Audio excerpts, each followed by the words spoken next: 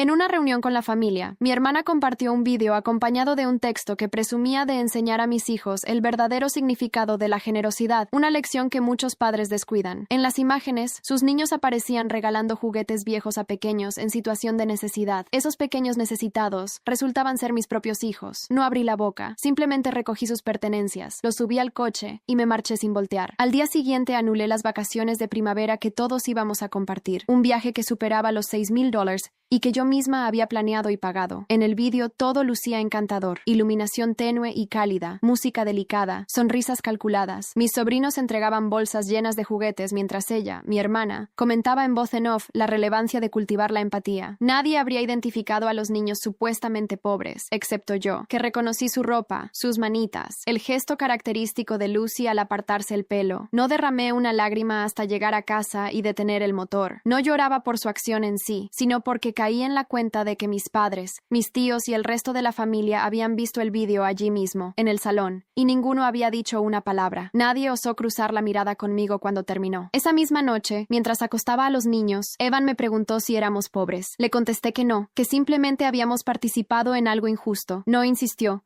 pero advertí cómo su mirada perdió parte de su chispa habitual. Lucy, por su parte, me apretó con fuerza y murmuró que no quería volver a casa de la tía. A la mañana siguiente, con el café en la mano, entré al grupo familiar donde coordinábamos el viaje. Ya lo tenía todo abonado: hotel, pasajes aéreos, alquiler de vehículos, actividades, más de $6,000 en total. Lo había organizado creyendo que compartir esos días nos ayudaría a sanar las heridas acumuladas durante años, sus indirectas constantes, su afán por alardear, su obsesión por destacar por encima de mí, pero aquel vídeo había traspasado un límite que ya no podía tolerar. Redacté un mensaje breve: he cancelado el viaje, no cuenten conmigo ni con nosotros. No di más explicaciones. Transcurrieron varias horas hasta que mi madre me llamó. Afirmó que yo estaba sobrereaccionando, que el vídeo solo había sido una idea poco afortunada, que mi hermana no actuó con maldad, que únicamente pretendía inculcar a sus hijos el valor de compartir. Escuché sin interrumpir. Cuando acabó, le dije que utilizar a mis hijos para mejorar su imagen pública no era una enseñanza de generosidad, sino una humillación disfrazada. Colgué antes de que intentara defenderla otra vez. Esa tarde recibí un mensaje largo de mi hermana repleto de justificaciones. Alegaba que no imaginó que me molestaría, que el vídeo había recibido miles de me gusta y que varias madres la habían felicitado. Lo leí completo y solo sentí repulsión, no por buscar atención, eso ya lo conocía, sino por haber usado a mis hijos sin consentimiento, como simples accesorios para su supuesta bondad. En los días posteriores, la familia se dividió. Unos opinaban que debía pasar página, otros que ella se había excedido, pero nadie parecía comprender lo esencial. No era solo el vídeo, era lo que revelaba de su carácter. Comencé a advertir que desde niñas todo seguía el mismo esquema. Ella siempre necesitaba ser la bondadosa, la triunfadora, la admirada, y para ello alguien debía interpretar el rol opuesto. Ese alguien era yo. Recordé entonces algo que me dolió aún más. En Navidad anterior, ella había insistido en donar parte de los regalos que mis hijos recibieron, argumentando que no necesitaban tantos. En aquel momento, creí que solo quería fomentar el compartir. Ahora veía que era otro gesto para reforzar su imagen de madre ideal. Mi marido, Ryan, me respaldó desde el inicio. Consideró acertado cancelar todo, que no tenía sentido invertir tanto dinero en compartir una semana con alguien que nos menospreciaba sonriendo, pero también me advirtió que mi hermana no se quedaría en silencio, y acertó. Esa noche subió una historia. Hay personas que no comprenden el significado del perdón. Prefieren arruinar momentos familiares antes que admitir su propio egoísmo. No me nombró directamente, pero era evidente. Mi teléfono no paró de vibrar. Mensajes de tías, primos e incluso de mi padre pidiéndome que evitara el escándalo.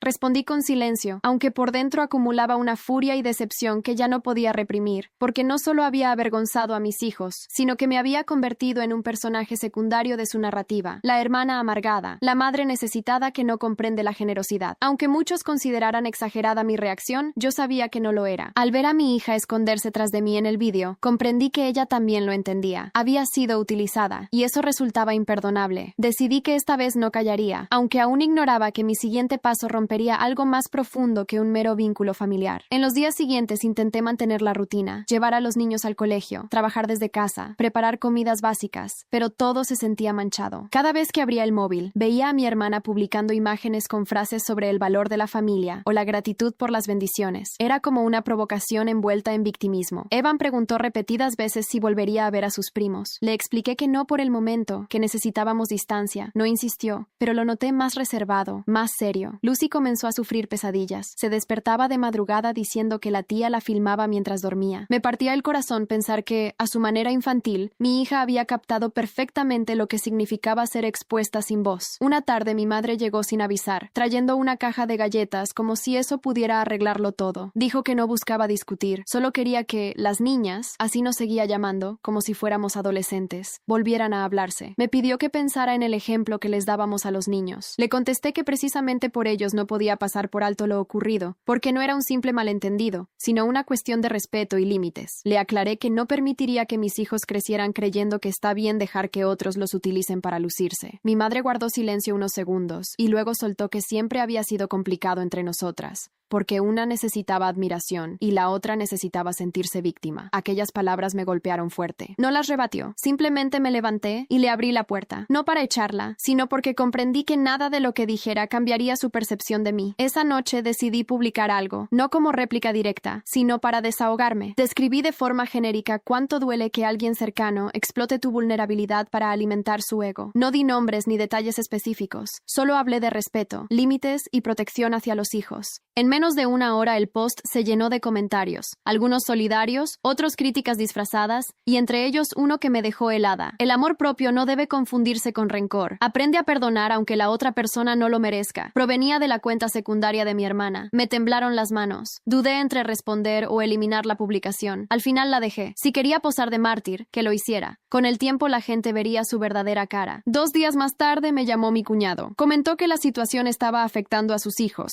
Ya no querían ir al colegio porque algunos compañeros habían visto el vídeo y bromeaban diciendo que los primos pobres eran ellos. Entonces comprendí que el daño de mi hermana no solo había alcanzado a mis hijos, sino también a los suyos. Pensé en escribirle, en decirle que me apenaba verla tan obsesionada con la atención, pero no lo hice. En su lugar, redacté un correo formal denunciando el vídeo por vulnerar la privacidad de menores. Lo envié sin odio, pero con una serenidad nueva. 3 días después, el vídeo desapareció de todas sus redes, no porque ella lo retirara, sino porque la denuncia prosperó. Esa noche recibí un mensaje breve de ella. Eres una mala persona. No contesté. Transcurrieron semanas sin comunicación. Mis padres, incómodos, dejaron de presionar, pero una mañana llegó una invitación electrónica. El cumpleaños de mi madre, cena familiar en su casa, y en la lista de invitados, por supuesto, figuraba mi hermana. Ryan opinó que no estábamos obligados a ir, pero algo en mí necesitaba asistir, no por reconciliación, sino por cierre. Quería verla cara a cara y averiguar si realmente comprendía el daño causado. Al llegar, el ambiente era cargado. Ella estaba allí, radiante como siempre, con una sonrisa impecable. Al verme, se acercó con los brazos abiertos, como si nada hubiera ocurrido, y anunció en voz alta para que todos oyeran que se alegraba de que por fin hubiera dejado atrás el drama. No contesté, solo la miré fijamente. En ese preciso instante percibí algo diferente en sus ojos. No se trataba de remordimiento ni de culpa, sino de puro temor, y comprendí que aquello todavía no había concluido. Durante la cena, todos simulaban que todo era normal. Mi madre llenaba las copas de vino. Mi padre comentaba partidos de fútbol. Los pequeños corrían y jugaban en el salón como si nada hubiese ocurrido, pero yo no lograba ignorar la atmósfera densa, como si una presencia invisible nos rodeara a todos. Mi hermana se comportaba como si fuéramos las mejores confidentes. Me preguntaba sobre el empleo, sobre los niños,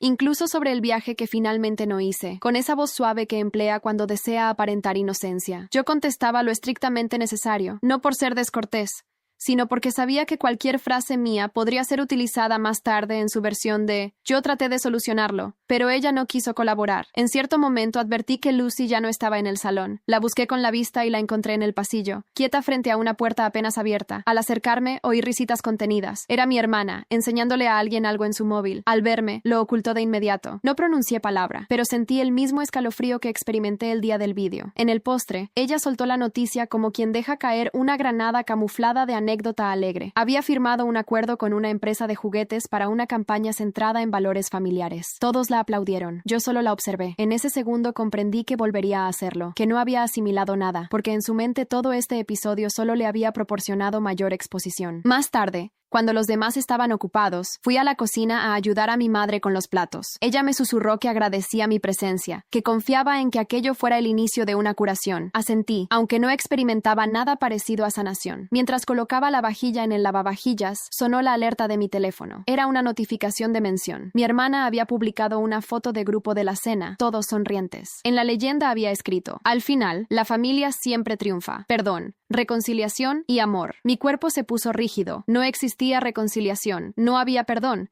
Y aún así, ella ya estaba aprovechando nuevamente nuestra realidad para vender una versión falsa al público. Esa noche, al llegar a casa, Evan me preguntó si su tía seguiría jugando a inventar historias. No supe qué decirle. Solo le aseguré que algún día comprendería por qué ciertas personas no cambian jamás, por muchas chances que se les ofrezca. Ryan me miró en silencio. Comentó que temía que esto no acabara bien, que si continuaba exponiéndonos, yo debía establecer límites más firmes. Le contesté que lo haría, pero no le confesé que, desde que volvimos, algo dentro de mí ya había tomado la decisión. Pasé casi toda la noche en vela revisando perfiles. Entré en las cuentas de mi hermana, leí cada post, observé los comentarios, las etiquetas, los patrocinios. Todo seguía el mismo esquema. Ella siempre aparecía como la heroína de una fábula ética, rodeada de personas que precisaban su ayuda, y lo más doloroso era que el público la idolatraba por eso. La consideraban una mujer compasiva, altruista, motivadora. Nadie sospechaba lo que ocultaba detrás. Entonces recordé una frase que ella repetía cuando éramos pequeñas. La gente solo percibe lo que yo decido mostrarles. Quizá había llegado el momento de que vieran otra versión. Al día siguiente, preparé a los niños para el colegio y esperé a que Ryan saliera al trabajo. Luego abrí el ordenador y comencé a redactar. No un post impulsivo, no un ataque directo, sino un relato minucioso de todo lo sucedido, con fechas exactas, capturas de pantalla, copias de conversaciones, no con furia, sino con la serenidad de quien ya está agotado de guardar silencio. No pensaba publicarlo aún, solo quería tenerlo preparado. Por primera vez sentí que actuaba desde la lucidez, no desde el sufrimiento. Horas más tarde, recibí una llamada de un número desconocido. Era un representante legal de la marca de juguetes con la que ella había contratado. Me preguntaron si era cierto que existía una denuncia anterior por uso indebido de imágenes de menores en contenido online. Al principio no entendí cómo habían llegado hasta mí, pero luego lo deduje. Alguien del entorno de mi hermana les había facilitado mi nombre. Vacilé unos segundos, pero después dije la verdad. Les relaté todo, sin odio, solo con datos concretos. Me escucharon sin interrumpir y agradecieron mi sinceridad. Esa misma noche, la empresa anunció que suspendía la colaboración por razones internas. Mi hermana subió una historia afirmando que era víctima de una oleada de odio y que ciertas personas no toleran el éxito ajeno. Las opiniones se dividieron de nuevo. Muchos la defendían, otros dudaban y unos pocos comenzaban a intuir que algo raro ocurría. No sentí satisfacción ni triunfo, solo un profundo alivio. Pero 3 días después, alguien depositó un sobre sin remitente en mi buzón. Dentro venía una memoria USB y una nota. Quizá te interese ver lo que pensaba publicar esta semana. Esa noche la conecté y lo que descubrí me reveló que mi hermana había traspasado un límite mucho más grave de lo que creía. En la unidad había varios archivos. La mayoría eran vídeos sin montar, tomas de mi hermana preparando escenas,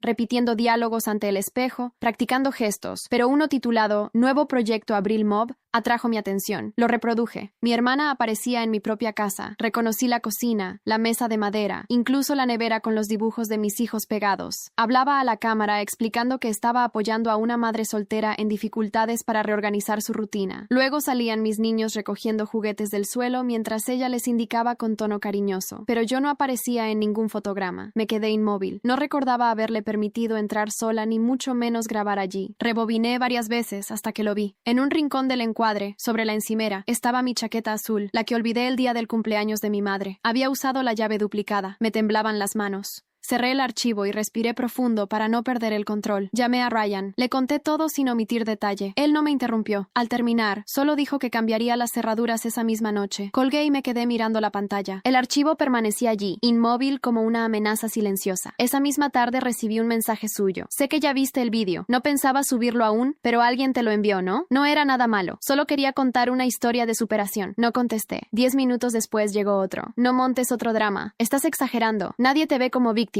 Borré su número. Ryan insistió en que debía denunciar a la policía, pero no lo hice. Aún no. Sabía que una denuncia desataría un conflicto familiar irreversible. Y aunque ella lo merecía, no quería que mis hijos crecieran en medio de esa batalla. Sin embargo, algo se transformó en mí esa noche. Ya no era temor, era resolución. Pasé horas analizando los metadatos del vídeo. Fechas, ubicaciones, nombres antiguos de archivos. Descubrí que había grabado otros clips ese mismo día con títulos como Visita Solidaria o Día con Mamá Ejemplar. Era su nuevo proyecto, un documental sobre mujeres admirables a las que supuestamente ayudaba, y había comenzado conmigo, utilizando mi hogar, mi vida y a mis hijos. El siguiente paso resultó inevitable. A la mañana siguiente fui a la oficina como de costumbre. pero en la hora del almuerzo hablé con un conocido del área legal de una agencia de comunicación. Le expliqué la situación y pedí consejos sobre cómo actuar. Me recomendó documentar absolutamente todo: mensajes, emails, grabaciones, que si volvía a usar nuestra imagen tendría fundamentos sólidos para solicitar una orden de alejamiento. Esa noche, mientras los niños dormían, imprimí cada evidencia, una carpeta voluminosa, repleta de pruebas, no para vengarme, sino para protegernos. 2 días después me llamó desde otro número. Contesté por mera curiosidad. Sonaba nerviosa. Dijo que alguien había filtrado fragmentos del vídeo a prensa y que ahora la atacaban sin motivo. Su voz temblaba, pero de rabia, no de pena. Me culpó directamente. Le respondí que no sabía de qué hablaba, y era cierto. Yo no lo había filtrado. Antes de cortar,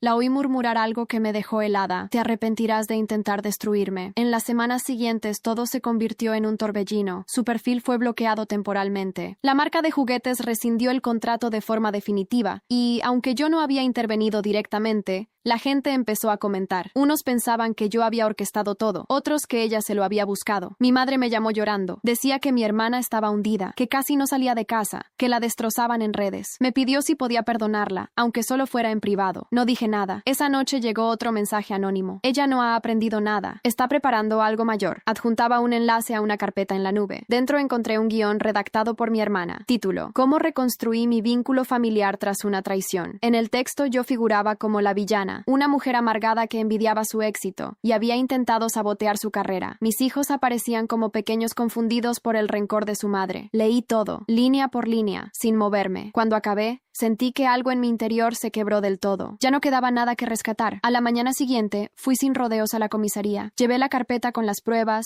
el pendrive, las capturas de pantalla, los emails. No lo hice por venganza, sino porque comprendí que si no detenía aquello en ese momento, ella seguiría irrumpiendo en nuestras vidas hasta arrasarnos por completo. Mientras firmaba la denuncia, reflexioné sobre cómo habíamos llegado a ese punto. 2 hermanas educadas bajo el mismo techo, pero entrenadas para disputarse el mismo cariño, la misma aceptación. Y en algún momento ella resolvió que solo una de nosotras podía obtenerlo. Al salir de la comisaría, el aire parecía diferente, más ligero, aunque sabía que lo más duro todavía estaba por venir. Esa noche recibí un último mensaje suyo antes de que su número quedara bloqueado para siempre. No vas a callarme, yo sé cómo narrar historias. Y por primera vez le creí. Los días tras la denuncia transcurrieron en un silencio extraño, casi inquietante. Nadie de la familia me llamaba, ni siquiera mi madre. Sentía que todos aguardaban para ver quién resultaba vencedora. Pero yo ya no lo percibía como una lucha. Era algo más hondo, una manera de gritar que ya era suficiente. Brian me repetía que había actuado correctamente, que ahora al menos existía un registro oficial de lo que ella había hecho. Pero en mi interior temía lo que se avecinaba. Conocía a mi hermana, sabía que no se rendía, solo modificaba su táctica, y no tardó en hacerlo. Una mañana, al dejar a los niños en el colegio, la directora me pidió que me quedara un instante. Me contó que había recibido una denuncia anónima en mi contra. Según la carta, mis hijos estaban siendo manipulados para aborrecer a su familia y vivían en un entorno emocionalmente inestable. La directora me observaba con cautela, tratando de ser gentil. Le mostré la denuncia policial, le expliqué el trasfondo, incluso le enseñé algunos documentos para demostrar lo que ocurría. Ella me creyó, pero advirtió que debía notificarlo al distrito escolar. Aún así, salí de allí con las piernas temblorosas. No le bastaba con dañar mi reputación. Ahora utilizaba a mis hijos como arma para castigarme. Esa noche, Ryan sugirió que nos mudáramos por un tiempo. Propuso que fuéramos a casa de su hermana en Colorado hasta que las cosas se tranquilizaran. Le dije que no deseaba escapar, pero reconocía que tenía razón. No era solo por mí. Empacamos en 2 días. Dejé la casa casi vacía, solo con lo indispensable. Las paredes se veían distintas, como si conservaran todo lo vivido, las risas,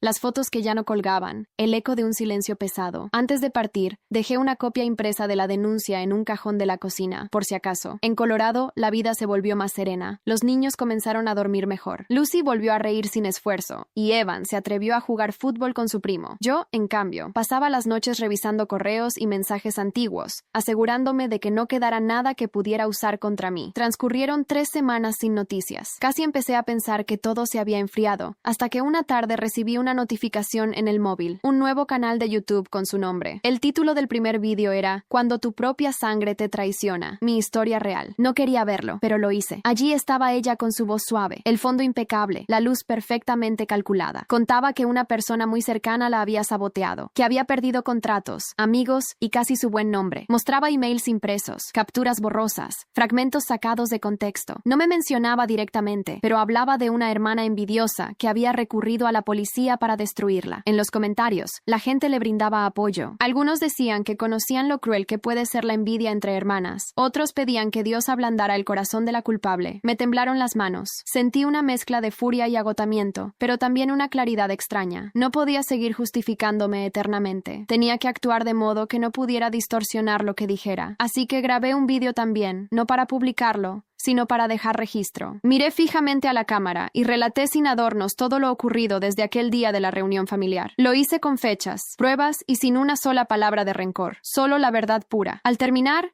guardé el archivo en una carpeta encriptada y lo envié por email a mi abogado. Le pedí que lo conservara y solo lo usara si me sucedía algo. Luego apagué el teléfono por completo. Durante semanas no supe nada más de ella. Hasta que un día, mientras hacía la compra, recibí una llamada de número desconocido. Contesté sin pensarlo. Era la voz de mi madre, pero sonaba distinta, más débil. Me dijo que mi hermana había sufrido un colapso nervioso, que la habían ingresado por precaución. Contó que hablaba sola, asegurando que todos conspiraban contra ella, que yo tenía contactos, vigilándola. No supe qué sentir. Una parte de mí quería ir a verla. Otra parte, la más sincera, no quería volver a sumergirse en su mundo. Pasé toda la noche reflexionando. Recordé nuestra niñez, cómo me peinaba para ir al colegio, cómo compartíamos la cama cuando había tormentas, cómo lloró el día que rompí sin querer su diario. Pensé en cómo todo aquello se había convertido en competencia, en comparación constante, en resentimiento. A la mañana siguiente llamé al hospital. Pregunté si podía visitarla. La enfermera respondió que solo recibía familiares autorizados y mi nombre no figuraba en la lista. Colgué sin insistir. Ese fue el instante en que comprendí que no podía salvarla, que tal vez nunca quiso ser salvada. Semanas después recibí una carta manuscrita sin remitente, pero reconocí su caligrafía. Solo decía: cuando salga quiero hablar contigo. Te prometo que esta vez será diferente. No respondí. Brian me preguntó si algún día pensaría en verla. Le dije que no lo sabía, porque aunque una parte de mí aún la quería, otra parte entendía que el amor no siempre alcanza para sanar lo que el orgullo destruye. Esa noche guardé la carta en el mismo cajón donde estaba la copia de la denuncia, junto con todo lo que me recordaba que esa historia, por más que doliera, debía permanecer en el pasado, o eso creía. Una semana después, recibí un correo nuevo sin asunto. Dentro solo había una frase: ella ya salió. No había dirección ni firma, nada más. Solo esas 3 palabras: ella ya salió. Por un instante pensé que era una broma, pero al revisar el remitente vi que provenía de una cuenta creada apenas unas horas antes. No tenía foto ni nombre, solo una dirección genérica. Ryan me dijo que seguramente era spam o alguien queriendo asustar, pero yo lo sentí en el cuerpo, en el pecho, como una señal demasiado exacta para ser casualidad. Esa misma tarde llamé a mi madre. Contestó rápido, como si esperara mi llamada. Confirmó lo que ya temía. Mi hermana había recibido el alta 2 días antes. Según el médico, estaba más calmada y en proceso de recuperación, pero en su voz había algo que no me gustó. Dijo que vivía temporalmente con ellos, que pasaba horas escribiendo y planeando retomar su vida. No dije nada, solo le pedí que no me mencionara ni a los niños. Ella prometió que lo haría, aunque no sonó convencida. Esa noche no dormí. Me quedé en el sofá mirando la ventana, esperando un mensaje, una llamada, algo. No llegó nada. Pero al día siguiente, sí, era una notificación en mi correo, una mención en una publicación de Facebook. La abrí con el corazón acelerado. Era un texto de mi hermana. Las segundas oportunidades existen incluso cuando te han traicionado. A veces perdonar no es para los demás, sino para uno mismo. Acompañaba una foto antigua de nosotras, de cuando teníamos unos 10 años. Estábamos abrazadas, sonriendo. El pie de foto decía: el amor siempre triunfa. Los comentarios eran cientos. Todos la felicitaban por su fortaleza, por su corazón noble. Algunos incluso preguntaban si ya nos habíamos reconciliado. No respondí. No quería regresar al ciclo, pero lo peor fue ver cómo poco a poco empezaban a etiquetarme personas que apenas conocía, parientes lejanos, amigos de la infancia. Algunos me escribieron directamente diciendo que qué bueno que habíamos hecho las paces. Era como si estuviera tejiendo de nuevo su propia versión de los hechos. Brian insistió en que la bloqueara, que ignorarla era la mejor manera de restarle poder. Lo hice, pero el silencio no duró mucho. 2 días después me llamó el director del colegio. Dijo que una mujer había ido a dejar una donación en nombre de los niños, bolsas con ropa y juguetes nuevos. La secretaria la reconoció por las fotos que yo había mostrado antes. Era mi hermana. Me sentí mareada, no solo por el gesto, sino por la forma en que estaba envolviendo su obsesión en actos aparentemente bondadosos. Esa misma tarde fui a hablar con la policía local. Llevé una copia de la denuncia anterior. Expliqué la nueva situación. El oficial fue claro. Si no había contacto directo directo ni amenaza explícita, no podían hacer mucho más que registrar el incidente. Salí de allí con la sensación de que todo recomenzaba, pero de una forma más sutil, más calculada. Pasaron los días y, en apariencia, ella se calmó. Sus redes se llenaron de frases espirituales, fotos de paisajes, reflexiones sobre sanar heridas familiares, pero yo sabía que no era casualidad que todas esas publicaciones aparecieran justo después de que yo compartiera algo personal, una foto de los niños, un recuerdo, incluso algo tan simple como una receta. Siempre hallaba una forma de emparejarme,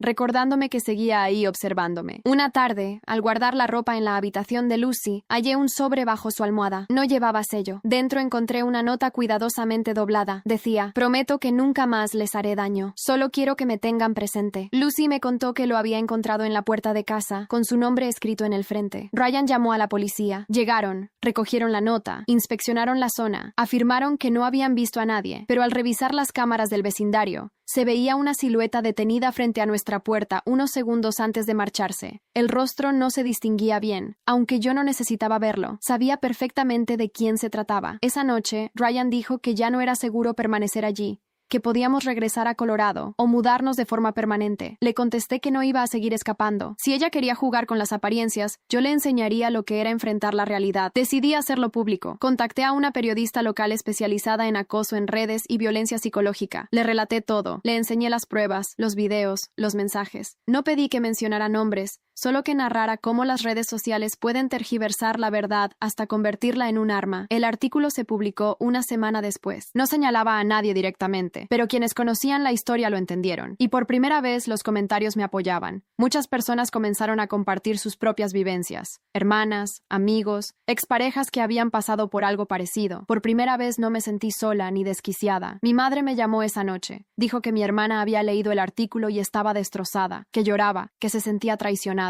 Le respondí con voz firme que ahora comprendía cómo se siente cuando alguien cuenta tu historia sin tu permiso. Colgué antes de que pudiera decir más. Esa noche dormí mejor que en meses, pero al despertar noté algo raro. En la puerta de casa había una caja pequeña. Dentro, una foto de nosotras dos, la misma que ella había subido, pero ahora partida por la mitad. Debajo, una nota: si tú puedes contar tu versión, yo también. Me quedé mirando esa nota varios minutos sin moverme. La letra era la suya, impecable, redondeada, como siempre. Ryan me la quitó de las manos y dijo que la llevaría directamente a la policía, pero yo no podía apartar la vista de la foto, nuestras caras divididas por la mitad, como si alguien hubiera querido separar algo que llevaba años roto. Ese mismo día, el oficial a cargo del caso vino a casa, revisó la caja, tomó fotos y prometió aumentar la vigilancia en la zona. Dijo que si volvía a aparecer podrían solicitar una orden de alejamiento más severa. Yo lo dudaba, porque sabía que para ella una orden no significaba nada. Mi hermana no violaba límites físicos, violaba los emocionales. Lo suyo siempre había sido lo invisible. Pasaron 3 días de una calma excesiva, hasta que una tarde, mientras trabajaba,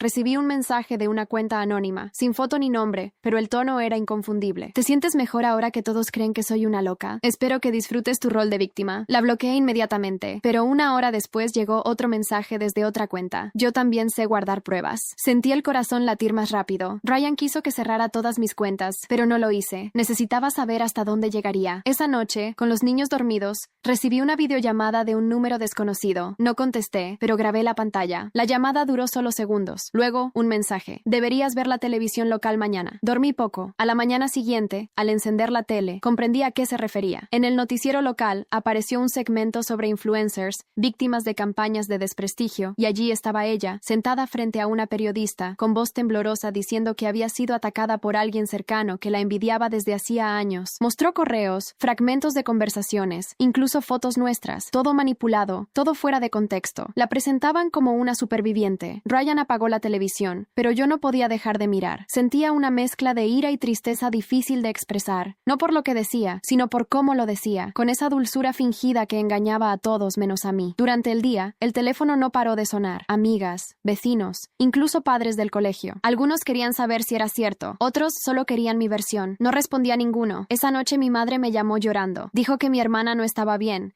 que la entrevista era su forma de lidiar con el dolor. Me pidió que no la demandara de nuevo, que no lo soportaría. Por primera vez en mucho tiempo le respondí sin ira. Le dije que no buscaba venganza, pero que tampoco iba a seguir callada, que si mi hermana había elegido vivir de mentiras, yo no iba a ser parte del escenario. Colgué y me quedé sola en la sala, con la televisión apagada y un silencio pesado a mi alrededor. Poco después recibí un correo de otro periodista, uno que había visto mi denuncia meses antes. Me dijo que sabía quién estaba detrás de las cuentas anónimas y que podía demostrarlo. Adjuntó un archivo con registros de IP, mensajes y capturas. Todo señalaba a la misma dirección, la casa de mis padres. No lo entendí al principio. Luego, poco a poco, todo encajó. Ella no actuaba sola. Mi madre la estaba ayudando. Revisé los documentos varias veces con las manos temblando. Eran mensajes enviados desde el Wi-Fi de la casa de mis padres. Cuentas creadas desde el mismo dispositivo. Mi madre había estado encubriéndola desde el inicio. Y lo peor no era eso. Lo peor era que ella misma había enviado aquel primer correo anónimo. La idea de que mi madre estuviera tan involucrada me destrozó por dentro. No por la traición, sino porque entendí que nunca habíamos tenido las mismas reglas. Yo era la que debía guardar silencio, ceder y perdonar. Ella, la que debía ser protegida. Ryan me encontró llorando en el escritorio con los documentos abiertos. No tuve que explicarle nada. Solo dijo que era hora de cerrar el ciclo y que la única forma era por la vía legal. 2 días después presentamos una segunda denuncia, esta vez también contra mi madre por complicidad y encubrimiento. Fue la decisión más dolorosa de mi vida. Las consecuencias fueron inmediatas. Toda la familia me dio la espalda. Mis tíos me llamaron exagerada. Mis primos me bloquearon en redes. Para ellos, yo era la que había hecho todo público, la mala. Pero por primera vez no sentí culpa. Sentí paz. Pasaron semanas sin novedades, hasta que un día recibí un mensaje de un número nuevo. Solo decía, ahora sí, terminamos. No supe si era ella o mi madre, pero por primera vez no me importó. Esa noche cerré el ordenador, apagué el teléfono y me acosté con mis hijos. Lucy se durmió rápido, abrazada a mí. Evan me preguntó si todo había terminado. Le dije que sí, aunque no estaba del todo segura, pero mientras lo decía sentí que era la verdad más cercana que podía darle. Los días siguientes fueron extrañamente tranquilos. Ningún mensaje nuevo, ningún movimiento raro, ninguna noticia sobre ella. Por primera vez en mucho tiempo, el silencio no me asustó. Me sentía agotada, sí, pero en paz. Esa calma extraña que llega cuando ya no hay nada que perder. Ryan empezó a hablar de volver a casa, de retomar la rutina, de que los niños merecían estabilidad. Yo estuve de acuerdo. Habían pasado meses, y aunque no confiaba plenamente en que todo hubiera acabado, sentía que no podíamos seguir huyendo. Regresamos un sábado por la mañana. La casa olía a cerrado y a polvo, pero seguía intacta. Los dibujos de Lucy aún estaban en la nevera, y las mochilas de los niños esperaban en el pasillo. No había indicios de que alguien hubiera entrado. Cambiamos las cerraduras, instalamos cámaras y alarmas. Esa primera noche fue extraña. Me costó dormir. A medianoche escuché a Ryan levantarse para comprobar la puerta principal. Todo estaba en orden. Aún así, mi cuerpo no se relajaba. A la mañana siguiente decidí salir a caminar. Necesitaba aire. El vecindario seguía igual, pero noté que algunos vecinos me miraban diferente. Unos con curiosidad, otros con algo parecido a la compasión. Supe que la historia también había llegado allí. Cuando volví, Ryan estaba en el porche con el teléfono en la mano. Me dijo que acababa de recibir un correo del abogado. El juez había aprobado la orden de alejamiento definitiva. Ni mi hermana ni mi madre podrían contactarme de ninguna forma. Si lo hacían, habría consecuencias legales inmediatas. Por primera vez en meses, respiré sin sentir un nudo en el pecho. Decidí no contarle nada a los niños. Solo les dije que todo estaba bien, que ya nadie nos molestaría. Esa noche cenamos juntos. Vimos una película y por un momento todo se sintió normal. Pero la normalidad duró poco. 2 días después llegó una carta sin remitente, con una sola hoja y una frase escrita con tinta azul. A veces el silencio también es una historia. No había firma, pero no hacía falta. Ryan quiso llevarla a la policía, pero yo lo detuve. Le dije que no, que esta vez no iba a reaccionar, que el dominio que mi hermana siempre había ejercido sobre mí consistía en obligarme a reaccionar, en arrastrarme a su terreno, y esa vez decidí no entrar en su juego. Por eso metí la carta en un cajón y continué con mi rutina diaria. Transcurrieron varias semanas. Las clases comenzaron de nuevo. El empleo volvió a ocupar casi todo mi tiempo. Ryan parecía más sereno y los niños también. Incluso empecé a descansar mejor por las noches hasta que, un día, mientras esperaba en la caja del supermercado, oí una voz conocida a mis espaldas. Era suave, controlada, pero absolutamente reconocible. Creí que ya no ibas a seguir huyendo de mí. No necesité volverme para confirmar que era ella. Mi cuerpo la identificó antes que mi cabeza. No la miré. Abandoné el carrito. Salí sin pronunciar una palabra y me encerré en el coche. Me temblaban tanto las manos que apenas logré introducir la llave. Ryan llegó 15 minutos después porque lo llamé en cuanto recuperé la voz. Esa misma tarde acudimos a la comisaría. Presentamos la denuncia, las grabaciones de las cámaras del supermercado, todo lo necesario. Los agentes se pusieron en contacto con su abogado y le avisaron que había incumplido la orden de alejamiento. Aquella fue la última ocasión en que la vi. Los meses que siguieron avanzaron despacio, pero al fin con estabilidad. Me dediqué al trabajo, a los niños, a levantar algo nuevo sin volver la vista atrás. Comprendí que el cierre no siempre llega acompañado de disculpas, sino de separación. A veces pienso en ella, en si realmente cree sus propias narraciones, o si simplemente es incapaz de existir sin inventar una. A veces me pregunto si se percibe como la víctima, o si tan solo interpreta ese rol porque no conoce otro. No albergo rencor, solo una tristeza honda, como la que permanece cuando algo se quiebra y sabes que, aunque intentes arreglarlo, nunca recuperará su forma original. Hace poco descubrí una antigua grabación en mi móvil de cuando Lucy tenía 3 años. Ambas estábamos en la cocina y se escuchaba de fondo la risa de mi hermana. Por un instante, esa risa me regaló calma. Era una versión de ella que ya no existe y que tal vez nunca fue completamente real. Apagué el teléfono y lo guardé en un cajón. Esa noche, antes de acostarse, Eva me preguntó si algún día volveríamos a ver a la tía. Le contesté que no lo sabía, pero que ciertas personas se quedan en el pasado y que está bien permitir que permanezcan allí. Guardó silencio unos segundos y luego añadió: solo espero que ya no haga vídeos sobre nosotros. Sonreí con melancolía y le prometí que no lo haría. Al apagar la luz, me quedé contemplando el techo, sintiendo por primera vez que la historia había concluido de verdad, no con una justicia impecable ni con perdón, sino con la seguridad de que por fin habíamos abandonado el personaje que ella nos había asignado. Sí,